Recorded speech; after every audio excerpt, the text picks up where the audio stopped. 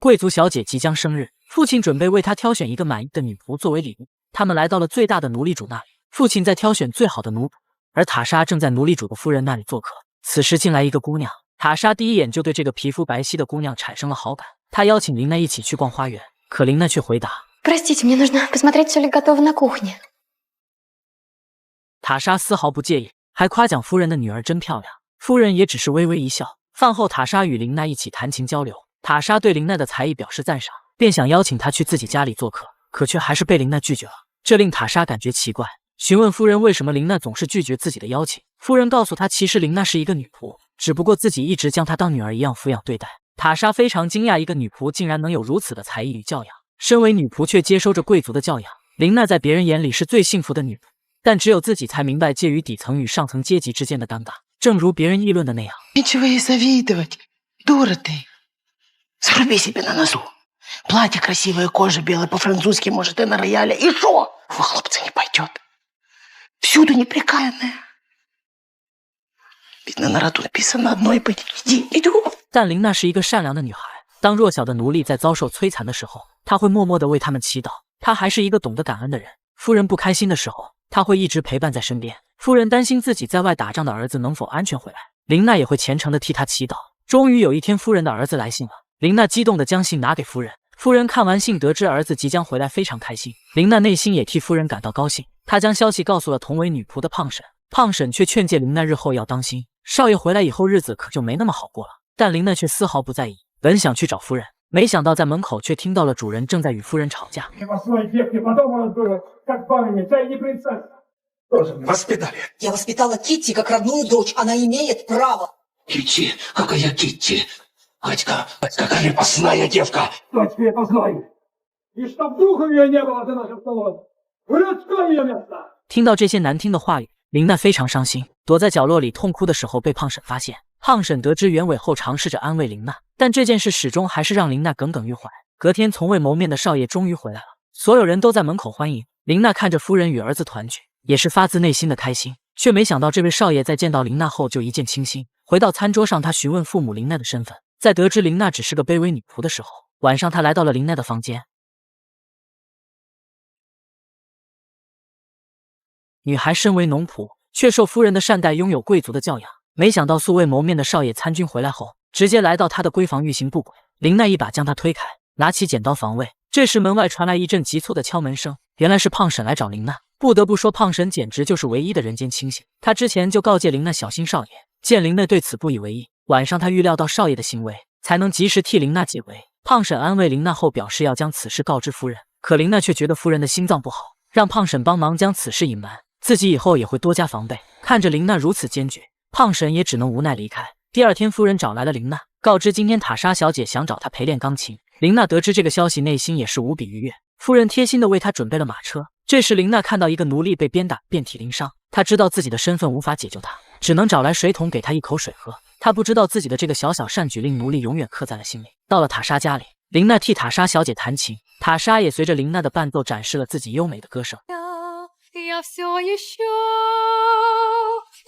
随后俩人讨论起了歌词大意。塔莎作为一个贵族小姐，她不懂得底层阶级的磨难，对于歌词里的爱恨情仇觉得只是别人的庸人自扰，而琳娜却没有发表任何的意见，起身却向塔莎请辞告别。塔莎希望她能继续陪伴自己，可琳娜却表示即将天黑，自己应该尽快回去。塔莎听后送了她几件漂亮的衣裳。随后琳娜踏上了回城，却在路上遭遇了倾盆大雨，马车车轮也卡住无法动弹。就在孤独无助的时候，一位年轻军官路过，军官让琳娜一起去附近的旧磨坊躲雨，可是琳娜却对那里特别恐惧，因为那个旧磨坊里充满了鬼怪的传说。军官却二话不说，直接拉她进了旧磨坊，告知她那个不是鬼怪的传说，而是一个凄美的爱情故事。随后他向琳娜讲述了这个感人的爱情故事，琳娜的恐惧感也随之荡然无存。雨停后，俩人互相告别，琳娜贴心地为眼前的男人擦拭了脸上的雨水。这次的萍水相逢，不知何时才能再见。而此时的塔莎小姐正在举办宴会，端庄大方的她正向各位客人打招呼。此时恶少也受到邀请来到了宴会上，他来到塔莎面前，毫不掩饰地赞美塔莎小姐的美丽，而塔莎也对眼前这位翩翩绅士产生了好感，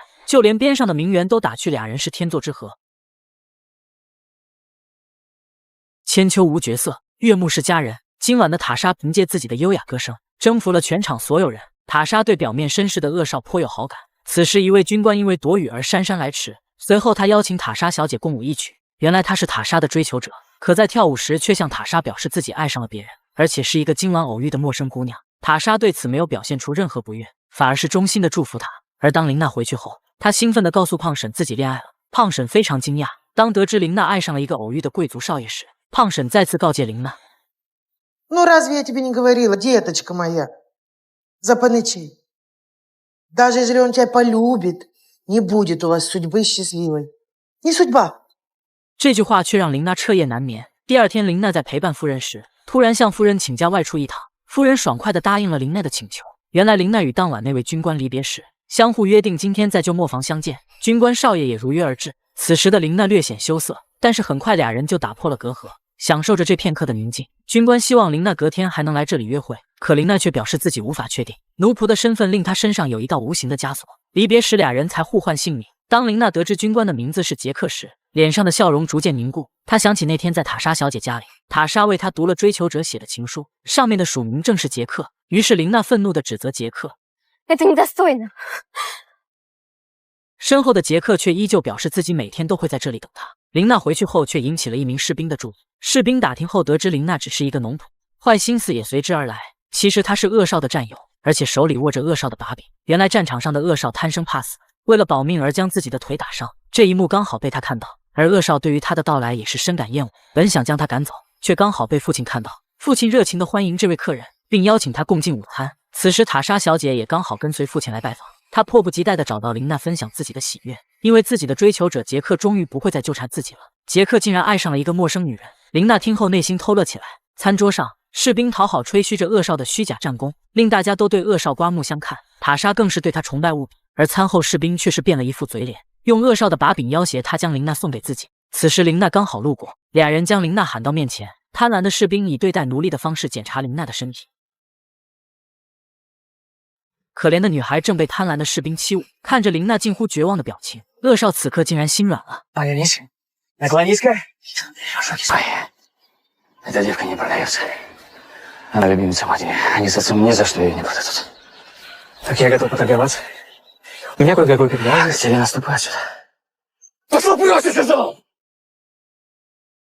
琳娜恐惧地逃回房间，锁好房门。她不知道外面的恶少为了拯救她，竟将父亲送她的珍贵怀表交给了士兵。贪婪的士兵这才满意离开。此时的塔莎也与夫人告别后踏上了归程。琳娜对于白天的事情依旧惊魂未定，她很想逃离这里去寻找杰克，只因为那天杰克说每天都会在旧磨坊等她。她将内心的想法告诉了胖婶，胖婶则劝她不要冲动行事。此时此刻，杰克的母亲也在劝告她远离琳娜。母亲认为杰克对一个陌生女子一见钟情过于轻率，可杰克却表示自己这次是认真的，一定会去等到这位令自己心仪的姑娘。母亲对此只能欲言又止。第二天，琳娜找到了夫人，她一晚上陪胖婶回家看老母亲，唯有请假。善良的夫人没有多想就答应了。可琳娜这次撒谎了，她请求胖婶帮忙配合，让自己离开这里。胖婶虽然无奈，但也只能答应。而恶少在母亲那里得知琳娜晚上要外出，他暗自找到管家并叮嘱她，今晚胖婶可以外出，但必须将琳娜留在家里。就在俩人准备离开的时候，管家将他们截住，只允许胖婶外出。虽然琳娜表示夫人已经同意，但狗仗人势的管家仍旧不肯放行。胖婶也只能留下琳娜独自一人待在家里。另一边，杰克已经来到了旧磨坊等琳娜，可他没注意暗处有一道诡异黑影正盯着他，直到天黑他都没能等到琳娜的出现。而夫人一家与塔莎来到了大剧院，双方家长都想撮合自己的儿女成为一对，可恶少却好似对塔莎不感兴趣，他选择了独自提前离场，而琳娜却被管家留在了家里。此时恶少回家后突然闯入，琳娜深知不妙，赶紧逃离。而此时夫人还在剧院，胖婶也不在，等待她的将会是怎样的噩梦？男人默默地等待着自己心爱的姑娘，却不知道此刻的琳娜正遭遇前所未有的危机。这时胖婶从老母亲那回来，她一直惦记着琳娜的安危。得知少爷去找琳娜后，她深感不妙，飞奔而去。关键时刻打断了恶少的暴行，好事接二连三被打断，令恶少恼羞成怒。胖婶却挥起自己的小拳拳。И кто же мне помешает? Неужели ты? А хотя я. А не отцепишься ты от Катьки. Я все расскажу Ганне Львовне. Возьму грех на душу и будь что будет. А завещание, небось, не шибко тяжко переделать. 此时的琳娜慌不择路，一头扎进了别人的怀里。原来是那个曾经她无意中帮助过的农奴。农奴将她带到屋内询问是被谁欺侮。Тебя ж тут никто не достанет. Ах, я только спробую. Я ж душу вытрясу хоть с самого черта. Паныч тебя. Нет, нет, я убежала. Более он тебя не тронет. Я убью его. Не дам глумиться над тобой! 还好此时胖婶过来阻止了农奴的冲动，而杰克因为苦等不到林奈也起身回去，没想到家里却来了一位客人。原来母亲想撮合他与这位艾米丽小姐，俩人门当户对。艾米丽对杰克也是颇有好感，但杰克却委婉地拒绝了艾米丽的进一步交流。感受到杰克对自己的冷淡，艾米丽也只能尴尬地告别离开。随后杰克却遭到母亲的斥责，母亲觉得儿子应该尝试着接受艾米丽，可杰克却表示强扭的瓜不甜，将就的婚姻只会让双方都不幸福。母亲对此只能摇头叹息。第二天一早，鄂少竟再次找到林娜，林内对昨晚的事仍旧心有余悸，却没想到鄂少竟然是来道歉。少爷罕见地放下身段请求他的原谅，这让林娜有点无所适从。鄂少向他保证以后绝对不会再欺侮他，并希望林娜不要告知夫人，因为夫人的心脏不好。林娜望着虚伪的少爷，却只能答应。身为卑微的奴仆，即使不答应又能怎样呢？而此刻楼下的夫人找到了胖婶，今晚家里邀请了客人，夫人准备了菜单让胖婶去准备。这时俩人谈到了林娜，胖婶想起林娜最近的可怜遭遇，几近哽咽。夫人询问她为何突然伤心，胖婶稍微犹豫后，鼓起勇气，希望夫人能告诉林娜自己的身世。Плут, замолкни. Это не твоего ума дело. Ну и ты... Степан же вернется, он же будет спрашивать. Что он спрашивать будет? Он знать не знает, что у него есть дочь. И не узнает. Расскажешь, пожалеешь. 而杰克正在吩咐自己的管家帮忙寻找林娜，杰克甚至都不知道林娜的姓名住址。他告诉管家，这个女孩可能是某个乡绅的女儿。如果他知道林娜只是个卑微女人，不知是否还能保持初心。而此刻的林娜正陪夫人散步，突然她看到了一道熟悉的身影。原来今晚夫人邀请的客人竟然是杰克。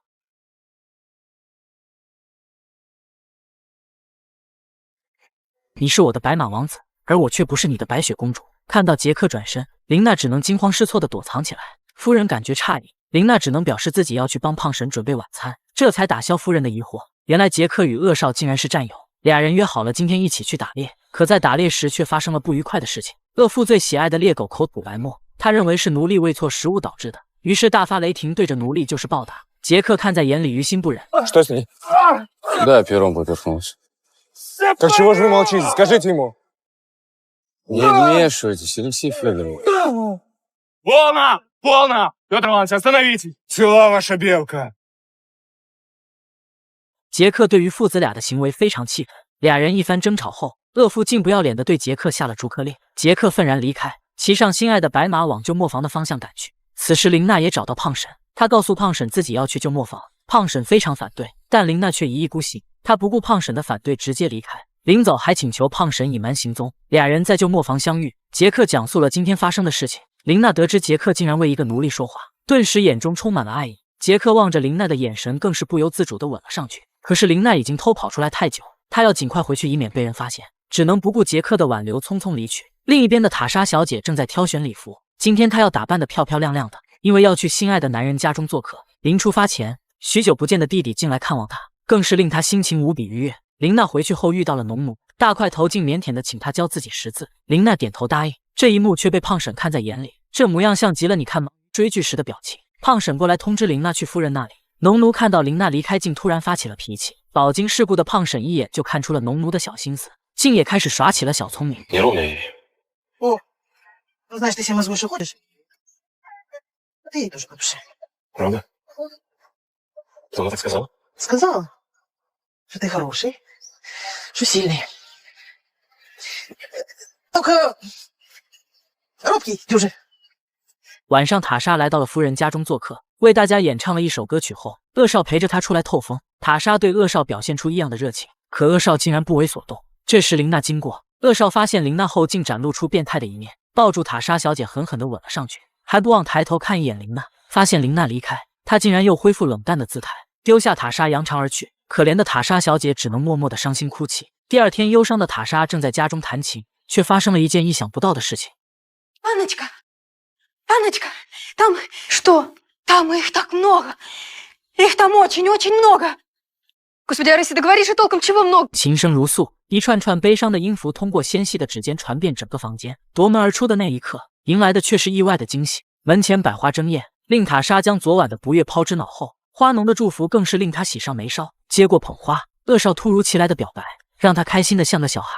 天真少女浪漫心，她根本意识不到美丽外表下隐藏的危机。此时父亲来到了房内，将恶少家族来提亲的消息通知他。塔莎更是激动万分，他要亲自写信回复恶少。而当恶少看到回信后，脸上的笑容竟然夹杂着一股奸诈。这边林娜找到了胖婶，她想尝试着向夫人请求自由身，于是她向胖婶寻求意见。胖婶觉得林娜或许可以试试，毕竟善良的夫人还是很疼爱她的。但是俩人没注意到，此刻的对话竟被阴险的恶仆尽收耳下。他迫不及待地去向恶少邀功请赏。当恶少得知林奈想要自由身，隐藏在心底的恶意也油然而生。他当着父母的面揭穿了此事。夫人询问林奈为何想要自由身，是不是自己对她不好？这时恶妇打断了俩人的对话。Этот разговор совершенно любовный.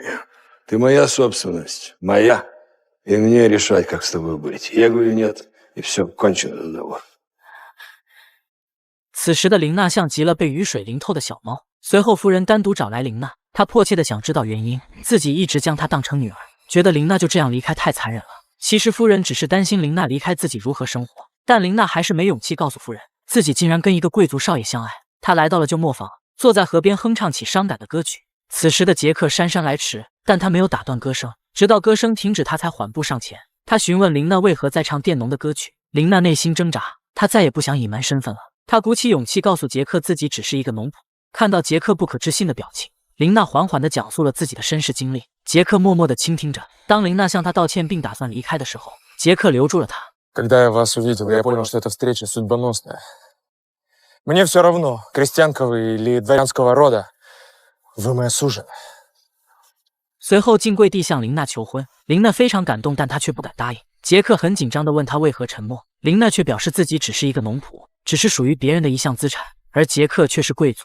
法律也禁止俩人结合，但杰克已经决定了，他立刻就要去替林娜赎身，但林娜却让他别去。原来今晚是塔莎小姐与恶少的订婚宴，夜色降临，宴会上两个贵族家庭正在庆祝此次的联姻，而杰克也兴奋地告诉母亲自己要结婚了。母亲虽然吓了一跳，但还是替儿子开心。可得知儿子要娶一个女奴的时候，他竟直接晕了过去。